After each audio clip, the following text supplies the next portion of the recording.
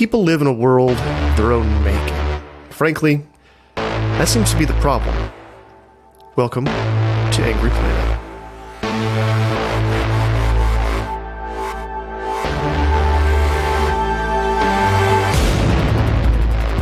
Hello and welcome to Angry Planet. I'm Matthew Galt. And I'm Jason Fields. Alt weeklies are an important part of America's media landscape. It's local reporting from people with a different point of view and different goals. If you're mad at mainstream narratives, you could do worse than picking up, say, The Inlander out of the Pacific Northwest. If you want to know what's really going on there, how worried you should be about budding extremist movements, and what role politicians are playing in our current various crises, it's a good place to start. So with us today is Daniel Walters. Walters is an award-winning investigative journalist at The Inlander, where he covers right-wing extremism, politics, maybe just a little bit of pop culture. Daniel, thank you so much for joining us. Yeah, I appreciate it. All right, so I'll be a little honest with you up here at the top. Yeah. I must admit that the reason we're having you on the show is that our mysterious producer, Kevin Dodell, brought your work to my attention after you got into a Twitter spat with Seth Abramson. Can you tell us, I don't want to focus too much on the beef itself, but I think the story that's at the center of the beef that he was commenting on is actually interesting and instructive. Can you kind of walk us through what he was looking at and what he was getting wrong there? Yeah, well, I guess the first thing is that, it's like I made a wish that, I wish that my name, get invited on a national podcast, and then you can hear the monkeys pod. Because it's like, you never want to have some argument you have on Twitter as that's kind of, my editor certainly wouldn't want that either. So that's not ideal, but it kind of does show the perverse incentives that a lot of people have on Twitter, and actually it actually shows, I think, why a certain type of commenter like Seth Abramson has been kind of rewarded for a lot of the things that he said. And, if you're like him and you continue to tell people either what they want to hear, as he did with Bernie Sanders, kind of pretending like Bernie Sanders was winning when he actually wasn't, when he wrote for the Huffington Post, or you're telling people what they're really afraid to hear, but kind of the worst case fears, which is the idea that we're on the precipice of civil war, and it's going to start in this dark and dusty corner of Idaho, then that's going to be something that a lot of people are going to be paying attention to as well. So he had tweeted, and I kind of saw this. He had tweeted basically, says, if a civil war starts in the U.S. in the next 5 years, it'll start in Idaho and be started by the American Redoubters, armed fascists whose leaders have close ties to Trump and who are already openly threatening government officials. I advise Googling American Redoubt ASAP. And then he has this long thread where he kind of talks about this idea that kind of predicts that if Trump is indicted or runs against Biden and loses in 2024, the odds the Redoubters seek war appear to me to be 1 in 3. So it's a pretty specific number in terms of his chances there. And then he talks about, some of these other things about all this kind of prediction of collapse, this nightmare scenario, Don Jr. and Trump setting up maybe a second home base in Montana. A lot of this wild speculation. Then he ends it with kind of saying, no need to take what I've written here. Look up reliable sources yourself. If you have friends in Idaho, talk to them. I'm very confident they will tell you exactly what I said here, as will others who live in or near the American Redoubt region. And he also mentions that, if you're sane in Idaho, I would get out now, basically.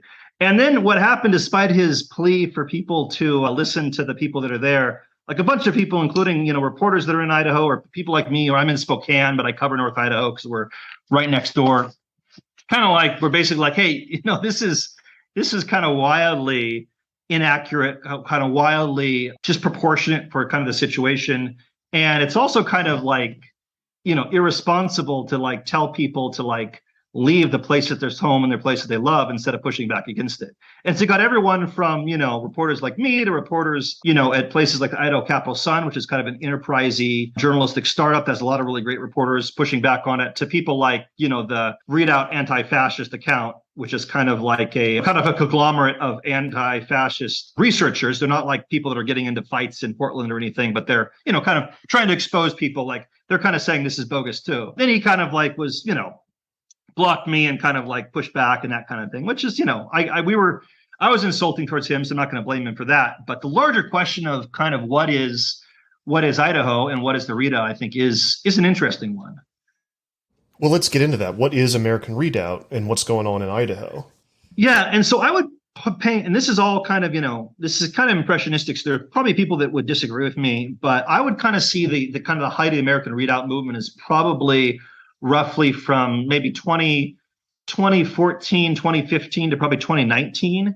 And so there is this, it actually came out of this post-apocalyptic fiction writers, this whole genre of survivalist prepper fiction, which is kind of like the secular prepper version of Left Behind series, kind of this idea that there's going to be this government collapse.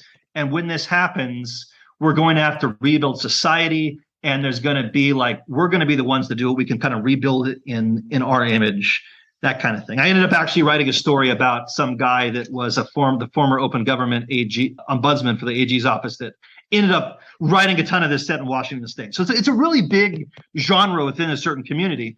And so he basically kind of wrote about this. It had this blog, had this kind of this fan fiction blog. In the kind of early 2020s, he ended up having not early 2020s or early 2015, he ended up having a piece that was about he ended up kind of telling people, hey, let's all get together. We're going to try to draw a bunch of Christians, maybe kind of Jews that are kind of aligned with us, conservative Christians, conservative Jews. We're going to all draw them to this 5-state area and focus on that.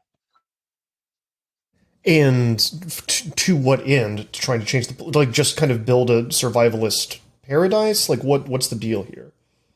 Yeah, they're going to try basically I would say it's both as a kind of a bulwark to defend against what they would consider to be liberal tyranny from the federal government. This is really, really popular around the Obama era, or possibly if there's a government collapse as this kind of this home base that people could retreat to and rebuild society from. So I would say it kind of ranges from we're just going to be this force of opposition against liberal tyranny to we're going to basically be really, focusing on actually fighting, rebuilding society or fighting, if there is this collapse eventually.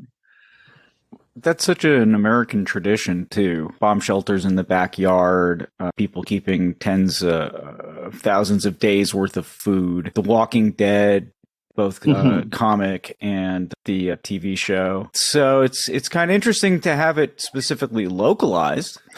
Now we all know where to go. Yeah, and in fact, I did in this story. There was there was this guy in Olympic Peninsula of Washington State that was selling guns that had coordinates on them for his base. If there's a collapse, you could all come to the coordinates. Then he sold his property, and so he had to there's a lawsuit. He had to put out this announcement please, if there's a government collapse, do not come here. I don't own the property anymore. So I'd kind of written about that. He was tied in with the fan fiction in Washington State. So that was kind of this idea, and there's an older version of that in Idaho, which is called the Northwest Imperative, which is from white supremacists, which is, kind of a very similar concept instead of being just kind of religious and conservative, we're going to try to specifically attract white people here. And that was a big part of the Aryan Nations, which was a group that North Idaho in particular really, really fought in the early kind of the 1990s and early 2000s. That was kind of a real, when I was growing up reading the Spokesman Review newspaper, that was the big story, was this fight with this Aryan Nations, so. It's the Turner Diaries, right? When you throw in the white nationalism. How, specifically with the white nationalist stuff, I know it's complicated and there's a long history of that in the Pacific Northwest. How integrated is it into all of these various groups? Yeah, it's sort of interesting because I wouldn't consider in fact, I got an email. One time when I wrote a piece, I got an email from James Wesley Rawls, the person who kind of started the readout, saying hey, we're not a white supremacist movement. We really decry racism. And there's a big part of that. I would not say that the readout movement specifically is primarily a white supremacist movement, but you do have, kind of some white supremacist style pastors that have been associated with it. So you kind of have and this is the case too with, you could look back at Ruby Ridge. You have kind of within this militia movement, you have this kind of segment that's kind of white supremacist-y, but it's not the primary focus of the movement, which is more of kind of an anti-government, preparation. We're going to rebuild society eventually. It's not primarily focused on spreading fears about a particular race. In fact, a lot of them are proud about this is my black friend, that kind of thing, Kind of more like Eamon Bundy, right? I mean, the Eamon Bundy stuff was they allegedly had people who were not white involved. Yeah, the Eamon Bundy is a real, that was a real, I mean, when he was during the Oregon Wildlife Refuge standoff, that was a big, like, kind of a moment of real excitement and energy within the readout in Idaho. Some of the people from North Idaho went over there to kind of go over there. There's, legislator that was from our area that went over there, legislators from Idaho. So that was a really, really major kind of movement in that kind of movement of terms of like government opposition. Are these movements connected in any way to state officials, to state politicians?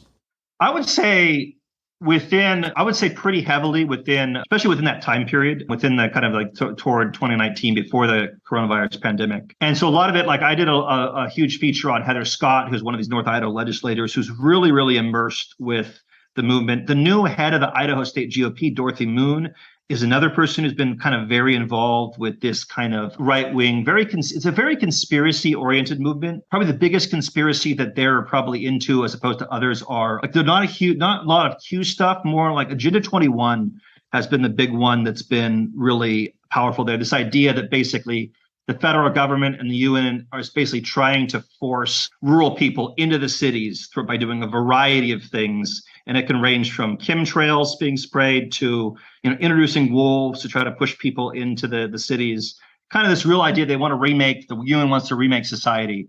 And so they want, and so that's a big part of, I would say, North Idaho politics in particular. So that has been a pretty big factor in, especially if you go up to boundary counting, which is the very tippy top of the state of Idaho's panhandle. That is where you see a lot of that pretty influential in politics. It's really cool that QAnon has such brilliant competition. I mean, that's Q level stuff. Great. And this is kind of before QAnon. And one of the things that, of course, as you guys have covered, like, QAnon has done is it's sort of like, it became kind of the Avengers initiative for conspiracy theories, bringing everyone together to kind of like this one, like, hey, we're going to like have every conspiracy theory under the same umbrella. And so, but I would say I've reported a little bit on some of the stuff, local officials and that, but I would say that the kind of the more the libertarianish readout, those kind of conspiracies, FEMA camps, that was kind of more of the real prime factor than some of these others in the region. Can you, there's the story that I think is really illustrative of what is possible here and what things actually look like on the ground. Can you tell us the story of the standoff that wasn't? Oh yeah, so this is a really like major. It's actually become a major part of North Idaho conservative lore. So basically, you have the George Floyd protests, and there's a bunch of rioting, including in Spokane. There's some rioting in Spokane. It's not major, but it's like the first time Spokane has actually had rioting in like 30 years. The police have called a riot. Windows are broken downtown. The sheriff of Spokane comes up and says, "Hey, we have intel that these Antifa socialists that are doing this. This is sort of like we've heard, talk about, vehicles and that kind of thing." So there had been this rumor that Antifa and these left-wing radicals were actually sending kind of operatives into North Idaho. And this is kind of the thing, there's been this idea that there's the paraphrase Tom Wolfe, the dark night of anti-fascism is always said to be descending upon North Idaho, but always lands in Portland, right? So like, they're seeing what's happening in Portland, these kind of insane images of fire and fury. And there's also seeing what's happening in Spokane, which is, people rioting for the first time. And they don't really understand that it's like kind of more of a viral movement and viral kind of ideas rather than necessarily like actual operations. So I think this is going to happen in Idaho. And so like a bunch of people in Idaho says, like, this is not going to happen in our community. So they get guns, they kind of parade around in downtown Coeur d'Alene, and in Sandpoint and kind of these North Idaho cities. And then there's no like violence or chaos. Antifa doesn't really show up. There's one guy in an Antifa mask I wrote about that was kind of this 20-something person from Portland that was concerned about seeing people with guns. So as it kind of can feed on each other, but there wasn't anything that happened. So they believe that it's their ability to stand up against Antifa that kind of stopped it. So it becomes this sort of legend, this Alamo movement about like how, this is the end of Three Amigos, where all the townspeople are coming together to stop El Guapo from invading and just, hurting the townspeople. And so that's kind of become part of the legend of Idaho. And so, yeah, I would say that kind of movement in terms of like, let's parade around with guns and we're not going to like hurt anyone, but if something goes down, we're not going to start anything. We're going to finish it, kind of thing, and they have the legal right to do so because, the Idaho laws aren't prohibiting open carry. So you can do that. And Shea, who's this guy, Matt Shea, and like we've talked about Heather Scott a little bit. Yeah. How do they take advantage of this moment politically? Well, I mean, they'd always kind of been. So I would say like Heather Scott and Matt Shea had always this has always sort of been the moment that they'd been predicting. So you can read on websites like the Readout News, which is kind of this far right website in North Idaho. You can kind of track these different moments of all of these things about like there's always going to be this apocalyptic moment, right? Matt Shea was one of those people saying that he was a Spokane Valley legislator. So he was a legislator from my area who was always sort of predicting that like, hey, you're going to need to have this bunker with all of this ammunition, all this food, because society is going to collapse, continually kind of predicting this. And so by doing that, he was kind of going to be, he was also predicting that like, and as Obama, Obama was kind of, when Obama was, kind of going out, eventually kind of transitioned to other parts of fear. We're afraid of Muslim refugees that are coming in, are going to like impose Sharia law onto Idaho, or we're afraid of these anti-fascist communists that are going to be coming in and exacting a vengeance upon Idaho. So this has been a really like common thing. So this just sort of plays sort of into their narrative. I say that they've been kind of speaking about for a while. But I would also say, though, that by 2020, though, it's really not the readout move. The readout movement, as I see it, really kind of dissipates a little bit and kind of becomes subsumed by Ammon Bundy's people's rights movements. And so this is kind of something where he brings together these anti-vaxxers, these anti-government types, and these kind of militia types to all sort of together to really oppose a lot of restrictions around COVID-19. And this is the kind of thing that some of these people have been afraid of for a long time. And so this kind of became this movement where he really sort of pulled together, I would say, all of these different groups to, kind of led these different groups together and kind of really led this real sort of intense opposition. So we saw people like the state houses, they would be like really, really protesting, breaking windows. This is before January 6th. You kind of had these mini January 6th type moments in Boise or in Coeur d'Alene, places like that. And so I would say that was kind of more of an Ammon Bundy people's rights movement. And I'd say now we're kind of seeing that, I think, fade out a little bit. And I'm really concerned about seeing the rise of actual kind of more white supremacist alt-right types in North Idaho. And so I see that as kind of the bigger concern now than the readout. And so that's one of the objections I kind of had to Seth Abramson's post, along with predicting civil war, is that like he was kind of saying that this is predominantly the readout. I just don't think that's the kind of the real way that things are really operating. It's a little bit out of date, I think. Angry Planet listeners, thank you for tuning in. We're going to take a little bit of a break here for some ads. If you're listening on the Substack, you don't have to listen to the ads. We'll be right back. All right, Angry Planet listeners, you're on with Matthew and Jason. We're talking to Daniel Walters from The Inlander about reporting on extremism in the Pacific Northwest. So something that you kind of lit on that I think is very interesting that people don't seem to understand, and this is also something that I think applies to anti-fascist movements and Antifa. We tend to see the political extremists on the other side as this block, when in actuality you have all these different various movements that don't always align, that are often fighting each other. Right. There's a phrase I like to use that basically is the further fringe you go, the more afraid the fringe becomes. So kind of the more fringy, because you have these people that are really like egotistical or really like think that if they don't follow their path, the government, the whole world is going to collapse. So of course you have this real like intense infighting.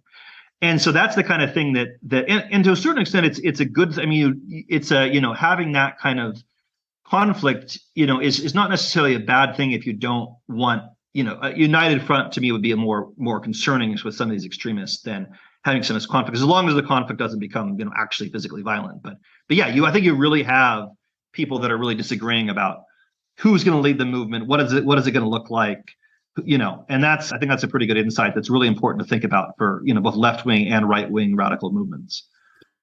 Very quick question. Mm-hmm. How many people are we talking about? Like, what are the numbers? That's a really hard question to answer. I would say like Devin Burkhart with the Institution for, I have to look it up, but Devin Burkhart is an extremist researcher in the area, has done some good work on looking at Facebook, things like that. But I'd probably say for the Ammon Bundy movement, there's probably thousands throughout Idaho, probably thousands of people kind of associated with that. I would say the readout, it's probably a lot, I would say probably smaller, probably like, maybe, I don't know, 400 people total in Idaho. I don't know. This is just like back of the envelope estimates, but North Idaho is very, very, very right-wing and conservative, but not everyone is training at militia camps or anything like that, So you have a lot of people that just don't like Biden or don't like Obama, or they kind of don't like Democrats, and they really think that, they want to be left alone. They're kind of libertarian. A lot of people like that are just, I would say, kind of more far right, but more kind of mainstream far right. Yeah, most people just want to be left alone and want the economy to be churning along and don't want to pay high taxes, right? Which is kind of an interesting turn that kind of some of the far right has taken in Idaho, which is kind of a surprising thing. It's gone from being very libertarian focused to very, very culture war. And in fact, there's a group called the Idaho Freedom Foundation, which is one of the most prominent, powerful groups in Idaho in terms of politics. And they've gone from being I was wondering, are they going to join the Black Lives Matter movement? Honestly, are they going to be, because they've come out against civil forfeiture, they've really, really opposed that kind of stuff. They've kind of really had a libertarian in, to going kind of the opposite way in terms of really, really worried about racial curriculum and, trans stuff in curriculums for schools and that kind of thing. So really, really worried about drag shows and kind of we need to crack down on this kind of stuff, as opposed to we need to just be left alone, which is kind of an interesting, I didn't necessarily expect the movement to go in that direction. I think I have a pet theory about this and why this is happening. Yeah. So I think people pull the levers of power that are available to them. I think nobody likes. I think most people, when they learn about what civil forfeiture is, don't like it. There's a lot of issues like that, but in criminal justice reform, ending the drug war, the stuff that most Americans are largely on board with, but all of those problems feel real big and they can't be tackled. And it seems like all the efforts in that direction, maybe not actually true, but seems like all those efforts in that direction over the past 10 years have kind of come to naught. But what you can do is you can get some books banned from the high school, and damn it, you can get on the school board and raise a ruckus and make sure your kids aren't wearing masks or whatever, X, Y, or Z, these kind of hyper local issues that you feel like you can have more control over. And let's remember what COVID did. And I kind of think COVID sort of pulled together everyone. It was it was like the mothership and Independence Day for a lot of conservatives, all of this thing for everyone to unite against, right? For everyone to against this. So suddenly the government is intruding in your everyday life, and even more profoundly is intruding in how your kid is being raised and your ability to what's happening with my kid's education. So suddenly a lot of people it was this incredibly radicalizing movement across the spectrum. On the left, I think we saw that a little bit, but I'm not an expert on the left, but I think particularly on the right is that what we saw is we saw a profound amount of I think people just becoming radicalized. And I knew a lot of people I've known people that were former Matt Shea guys that had kind of turned in them, kind of moderated, that seemed to be becoming a lot more re-radicalized to a certain extent by what was happening. But I'm sympathetic to a lot of the stuff about, just thinking about the situation where suddenly you're being forced to wear something different when you're going into places, your business is shut down. How radicalizing is that? Literally the government telling you can't run your business that you worked and kind of built up, and there's, obviously there's good reasons for a lot of those things, but no, it's a really kind of profound moment, I think. And I think what it did too is it exposed a lot of people to the school system. A lot of people too were really sort of upset at the school system, A, because of how they'd handled COVID, but also B, they were kind of more involved with their students' curriculums. So they were maybe sometimes in the room when the person is being taught about, okay, here's what systemic racism is. Here's how we understand systemic racism for certain high schools, right? And so they're really going to be, I think, more incensed by that. And you're getting more examples of anecdotes and that kind of thing. But in other case, it was just Trump. It was really fascinating because Trump was such a demagogue when it came to racial minorities and in particular, immigrants and refugees. But he didn't have a problem with gay people at all. Trans people, he had kind of an issue with that. there wasn't a I was like the gay rights was not anti-gay was not a profound part of even the extremism. Like when I'm listening to these guys, I'm not hearing a ton of anti-gay stuff, except for some of these white supremacist pastors. Right? I'm just not hearing a ton of that back then. Now you're hearing it, but it's kind of amazing to me that that's kind of changed. Yeah, why do you, and this is something you covered obviously with the Pride in the Park stuff. Like, why do you think that shift has happened? Because it feels recent, right? It feels like past year that has really ramped up, especially like anti-trans stuff. But there's also some anti-LG, like just anti-gay in general stuff going on too, right? And so, like, I would say there's two things. One is, and I wanted to note that like one of the stories that I kind of talked about, this kind of this really fascinating moment, and I kind of realized, hey, there's something big here. Is I attended this kind of forum that had been put on by this group called the Panhandle Patriots. It was like this right-wing motorcycle club.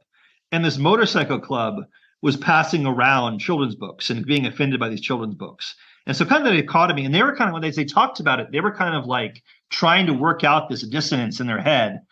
It'll kind of live as they're kind of discussing it, of like being this cool, motorcycle guys, biker guys, don't care about like what you do with your life, to actually being like really upset about this, right? Because these weren't like school marms that were like tutting, right? So in North Idaho in particular, I think it was two things. One is the national movement. So you had guys like Chris Rufo who are specifically seeing this moment in education as this moment to really kind of like drive in this wedge. In some ways, he's kind of open about being kind of cynical about it, about trying to kind of conflate, I would say, some really kind of crazy wet left-wing stuff with the kind of more generic, normal liberal stuff, and trying to kind of say it's all part of one umbrella and trying to confuse that. And so he really was pushing a lot of like his opposition to critical race theory and saying, you're supposed to be guilty for being white. And then you had then you had a lot of the kind of the stuff about sex ed being pushed by the potential next president, Governor DeSantis of Florida, who's a person that people are looking to from Idaho jealously. They're like, we've got to like imitate this guy. People are trying to compete to see how they can like imitate DeSantis and imitate Abbott in Idaho. So it kind of becomes this competition. And then the third thing, and this is something I think is particular in North Idaho, is you have this immigration of these right figures, it was part of the Groyper kind of movement. So these 4chan addled, cynical kind of prankish white supremacist type people that are migrating to Idaho specifically because it's extremely white, to kind of create this new kind of movement. And they're behind the scenes really, really stoking these fires. Like really, really, not just with their many, many followers, but within like this whole network of Telegram people and these like local blogs and local print publications that are all this like incredible like society of far right. I think about it like you open up a shed and see like the spiders have built like this incredible like spider land, and it's kind of like that with the far end. It's like it's community organizing is what it is, in a way that's really, really profound. And like if you were, the left really, really would love to create in a lot of parts of the community, but it's like happened to the right in North Idaho in a way it's kind of astonishing, but also just genuinely pretty powerful in terms of driving discourse and driving it to the right. And so it's the national, and it's also just the fact that it's not just the fact that Idaho is not necessarily reacting to the curriculum in Idaho. Idaho is reacting to the curriculum in Berkeley. Idaho isn't reacting to the protesters. Idaho's not reacting to drag queens in Idaho. They're reacting to the drag queens in San Francisco. They're not reacting to protesters in Idaho. They're reacting to protesters in Portland.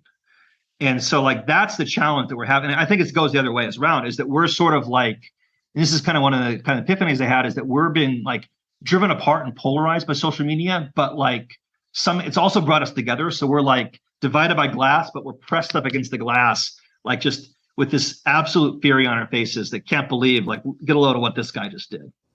It's kind of funny. The theory is always, if you get to know your enemy, you'll come together. But actually, I think familiarity breeding contempt is a lot more close to it.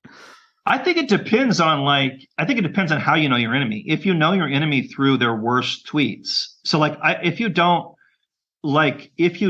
get, like, there's one of the things I tell, like, so if you're like a liberal person who wants to be like listen, wants to be like, okay, I want to see what the Republican point of view is. I told him, like, don't follow like Ben Shapiro, right? Because like he'll drive you crazy because he's trying to like go at it. He's trying to like kind of like follow people like, you know, David French or people that are like to the right of you, but like still agree with some core principles with you.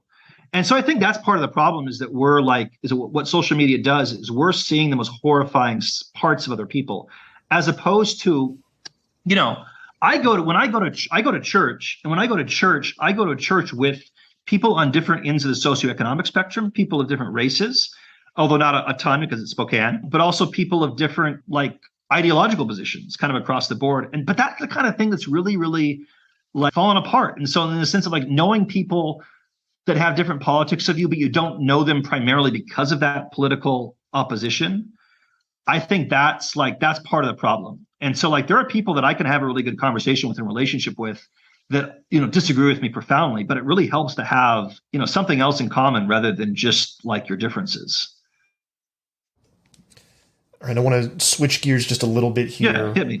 Another phenomenon I think that you've written about, I think this is one of your award-winning pieces, Triggered. Is that one of the award winners? Yeah. It was really great. I encourage everyone to read it. It's on the Inlander. It's titled, scrolling up, Triggered, How America's Social Unrest and Weakened Institutions Have Incited Vigilantes. You've got some horrifying stories in here. This is like kind of a byproduct of everything we've been talking about is this erosion of trust in institutions, specifically the police. I'm not saying the police haven't given us reason to distrust them, but things step in to fill those spaces, and the results are not always great. Can you tell us a little bit about vigilantes in the Pacific Northwest? Yeah, I mean, like a lot of it was sort of like based on some of the stuff with, you know, kind of reacting to Antifa, that kind of thing, and then also watching what was happening with, you know, from, you know, across the state, what was happening with the Chaz and CHOP, the kind of the breakaway kind of police-free zone for a little bit in Seattle. I mean, like, oh, this is kind of insane. This is crazy. But seeing kind of that distrust coming out in terms of people not believing that the system works for them anymore. So we've seen this situation where, like, you know, there's a shoplifter and somebody pulls a gun on the shoplifter. And then, you know, another situation where, and my favorite part of that story is I kind of have this cascade of vigilanteism that I've sort of written about. So I started talking about this person who thinks someone stole their car. So this kind of outlaw biker guy, a car that's been missing for 4 years, by the way, right? Yeah, but like he thinks, yeah. So, but like he doesn't know. So he hears about this car's been stolen. He sees this car been stolen. So he goes after this car with his bike. He's pounding on it. But then in social media, we get this, we see this black family inside there, horrified. This kid there is horrified. This person trying to run away. Multiple people trying to like get into the car. And so, you know, from the biker's perspective, he's seeing this thing happen. He wants to stop this car theft. From the family's perspective, there's these crazy people, possibly racist, that are coming after him, trying to kill him. And, you know, it's this really, really horrifying moment. And that's where I start out. But then kind of end with like this becomes this viral phenomenon on Twitter. And everyone is, unsurprisingly, super horrified with this. They track the guy down. They find him. They find a number that is associated with him on Facebook. They start sending a bunch of really like angry messages toward this number, you know, toward this number that appears to be associated with him, including like interracial pornography and all this kind of stuff, death threats. But like it's not actually his number because he doesn't have his number anymore. It's like this young girl, and she's absolutely horrified. And so it's just this great sort of like this whole like all these different shades of vigilanteism, from kind of Twitter mobs to, you know, kind of people like sending like death threats, which is just incredibly common these days. And then also like people trying to stop crime. And yeah, it's becoming I think it's just a real big concern. And I think like we had this moment where in Spokane where the police said that we're getting rid of the property crimes unit. And it wasn't totally, from what I could tell, it wasn't totally true. We learned later, like it was something they were kind of doing as sort of like a negotiation kind of ploy. It was kind of seemed to be kind of some political ploy, like, hey, we're just, you know, they weren't stopping investigating property crime. But the property crime rate absolutely soared in like the month after, even though there hadn't necessarily been this profound change. And so when I'm looking at like crime rates right now, it's like, I wonder like how much of it is that we are trusting each other? How much of it is that we're not trusting the police? How much is that the police are saying we're handcuffed so we can't investigate crimes anymore? How much is that actually like causing crime to increase? Because people are like, I have to take matters into my own hands because the police aren't going to investigate it. Or like, I'm not going to get caught, right? So there's all these sorts of things that can kind of feed on each other. And one thing I was trying to figure out is like, and I asked several experts this, how does vigilantism decrease? Like, how does, and it's like, I don't necessarily like know entirely. Sometimes it's because like some of that becomes sort of like that vigilante fever becomes sort of subsumed into the justice system for good or bad, and oftentimes bad. And so, but I don't know necessarily how to fix it. But I'm genuinely kind of worried about this not just in our area, but across the country for sure. So they were right. The people who are preparing for the end of society were right. That's what's so fascinating is that these people were like, COVID was that moment of like, I was like wondering, like, this is your moment. Like, this is your moment you've been predicting. This is like almost like the collapse. Then a lot of them were the people that were really like the most upset that society was being shut down. And so they didn't really like, but there are some people that are sort of, I think, craving conflict, right? And so I do think there are people that if there is big conflict, there are people that will, I think it's far more likely you have, you might have something goes wrong. You might have street violence in bigger cities, right? You might have people from Idaho that drive to Idaho and Spokane, that drive to places like Portland, places like Seattle to take a part in that, right? Whether on one side or the other.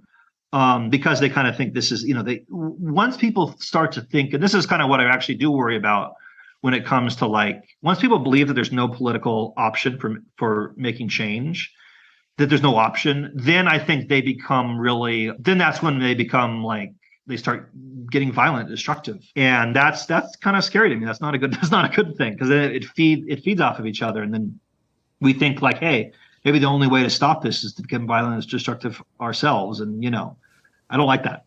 So are you worried about civil war then? Not in the, I would say not particularly. I'm worried about incidents of violence, of extrajudicial violence and political violence that crops up. I'm worried about things like assassinations. I'm worried about like bombings. I'm worried when I see, just as you're worried when you see abortion clinics set on fire. You're worried when you see like anti-abortion clinics set on fire, right? Kind of some of these pregnancy clinics. I'm worried about, So I'm worried about like those moments of violence, but just the idea that this is going to become some massive breakaway civil war. I just think that's sort of like the people I talk to that I respect, the extremist researchers that I talk to that I respect, like people at the ADL, and that's not primarily what they're seeing. They're seeing more of these, what they call like, I think it's a stochastic. I don't know how to pronounce it, but kind of these moments of like social media, something goes viral, they see something, lone wolves that are kind of inspired by, you have more instances of people, left-wing people trying to firebomb ICE, like happened in Tacoma, or do you have more instances of, right-wing people that are like breaking glass of, libraries or things like that? I mean, and you don't even need, there's a case in Boundary County that didn't even have the books that there's armed protests of Boundary County, or I don't know if actually armed, but like these really intense protests at Boundary County Library. They didn't even have the books that they're protesting at the library. It was just, people are trying to like, all politics is national. So now. That's a really nice way of putting it. I like the way you flipped that over. Yeah, all politics is national. That's good. Yeah. And it's true. It feels very true now. Yeah. Just like you said, we're very like a lot of people in the Pacific Northwest, and I know down here where I live in South Carolina, are very concerned about what's going on in San Francisco. People in Texas are where my family's from, are very concerned about California values, even though they came from California a generation ago. And the Seth Abramson situation is a great example because he's from kind of the New England area, right? And like he's seeing this sort of thing happen. He reads some pretty good reporting about what's happening in Idaho, and is kind of like, oh, this is like, and he's using that to rally his own followers for their political purposes and that kind of thing. So it's kind of like there's some stories actually right that like I don't want this story. I don't think this story should go viral. Like this is this really kind of incendiary local story, but it's like kind of like, if it does go viral, sometimes I'm like, well, maybe it shouldn't have. It's like you want all your writing to be seen, but it's like this is the story that's like impacts this real community. This isn't supposed to be this national firestorm because it can really distort things when it becomes like that. Wow, Also, a humble journalist. Not good. Also, Not real good. quick, Dad, I'm not talking about you. I know you listen. Remind me to tell you the goat story when I see you. Okay. There are plenty of goat stories. Yeah, perfect personal message to my father planted in the middle at the end of the podcast. I think that's a good place for us to end, right? This idea that all politics now is national and the only war left to us is the culture war. And then it's getting violent. And I think that's one of the reasons why I actually think that because you had mentioned kind of there's been some discussion within the Seth Abramson piece about just sort of connecting with, about like these, journalists parachuting in and that kind of thing. It was national journalists and local journalists and that kind of thing. That's always this interesting economy the local journalists are facing. But like, I kind of think there needs to be more sort of interplay between the two in this healthy environment, because like a lot of times, like I'm like Patriot Front things happen. New York Times actually asked me to like write about it briefly. And because, they didn't have anyone on the ground, they wanted something on the ground. And so I went over there and wrote about it. I'm not an expert in Patriot Front, so I don't rely on these other extremist experts. But a lot of these other people that are experts on like Patriot Front aren't experts on what's happening in my community that might be really precipitating it. And so you kind of really need the ground level troops, and you need kind of the national, artillery basically, and trying to make the understanding happen. You need some of the really, really great writers to like dive in and dig deep with a fresh perspective who aren't living in the water. And you need people that are like kind of know what's been happening and been covering the community for years you need kind of both those perspectives. And I think that's a real key, I think, to putting these moments in perspective. And also just trying to navigate this tension between like, there's nothing to worry about and the sky is falling. And that as a journalist, it's really, really hard to say like, you should be pretty concerned about this. And that's always like, how do I write that in a sense? Like, how do you write a headline like, oh, you should be pretty concerned about this problem without like saying, you should be taking up arms or saying like, there's nothing to see here. Daniel Walters, your work is on The Inlander. Thank you so much for coming on to Angry Planet and walking us through this. Yeah, thanks so much for your time. I really appreciate it.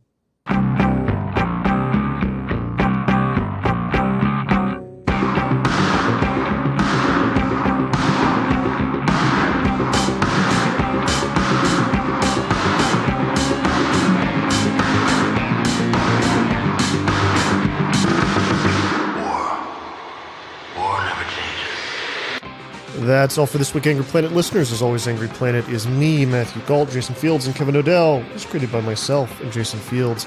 If you like us, if you really like us, please go to that Substack. It's at angryplanetpod.com or angryplanet.substack.com, where for mere $9 a month, you get early versions of the mainline episodes that are commercial-free and bonus episodes. We will be back next week with another conversation about conflict on an Angry Planet. Stay safe until then.